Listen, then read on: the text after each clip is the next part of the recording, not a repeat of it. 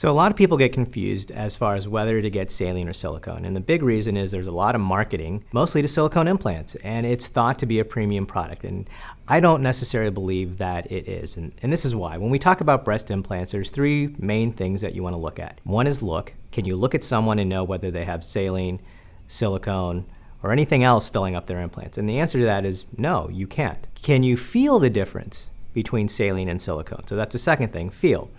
And that depends on how much breast tissue they have. So if they have very little natural breast tissue, you're going to be able to feel everything. And if they have a lot of breast tissue, you're probably not going to be able to feel much of anything inside either way. The third is, what's maintenance like after you get the implant? So did you just buy something that's requiring you to do a lot, or do you have to do nothing at all?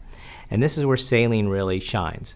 It shines because you don't have to do anything if you get saline implants. You just keep going until one day they break, because all implants break. If you get silicone implants, this is where you have to go get MRIs every 5 years to monitor whether they're broken or not.